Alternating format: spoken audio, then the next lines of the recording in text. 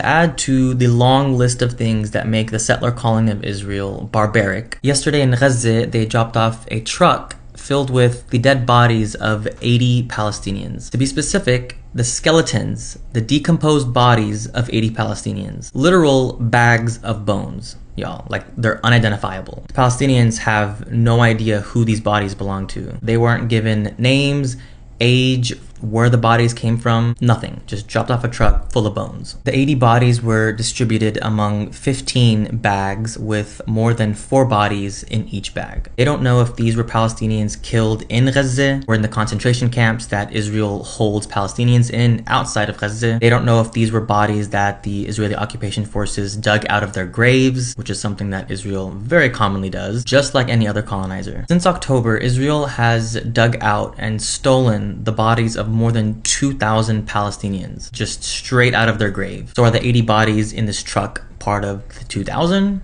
We don't know. It's said that more than 10,000 Palestinians are currently missing in Gaza alone. They could be alive, being tortured in Israeli concentration camps. They could be dead in Israeli concentration camps, because so many bodies and bones are found just laying around all throughout Gaza, or found buried under all the rubble, or handed back from Israel. Because there are so many different ways Palestinians there are finding these skeletons, and there are so many Palestinians who have loved ones missing, the only way they're able to identify if these bones are the bones of their loved ones is based on what the corpse is wearing. If the corpse still has on their clothes or like unique jewelry. There was one story I read a few months back about a woman who was trying to find, I think it was her son or her husband, by the ring that he was wearing that had a red triangle on it. She's been running around Gaza, going through the dead bodies of unidentified Palestinians, looking at their hands and hoping to find one wearing that ring. Even now, with this instance, after the 80 bodies were dropped off, a Palestinian woman named Marwa from northern Gaza went to see the bodies in hopes of finding her son, who has been missing since January. Her 32-year-old son named Marwan, who left behind his 8-month-old son. And similarly, the only way she's able to identify him is through his clothes. He was last seen wearing brown pants, a navy shirt, a black jacket, and beige boots. Like, imagine not knowing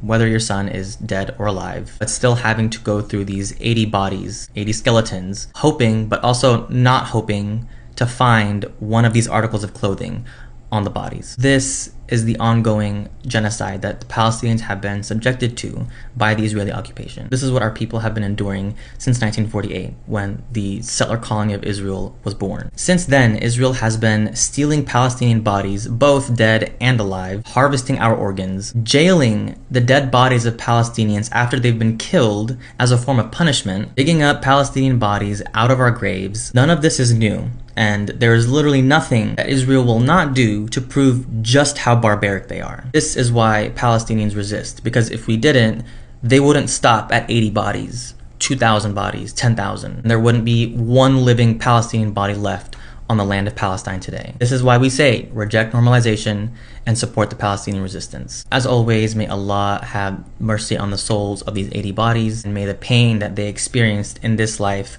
act as their ticket to Jannat al-Firdaus. And while many Palestinians will not be reuniting with their loved ones in this life, ask Allah that they reunite in the afterlife, in the highest levels of Jannah.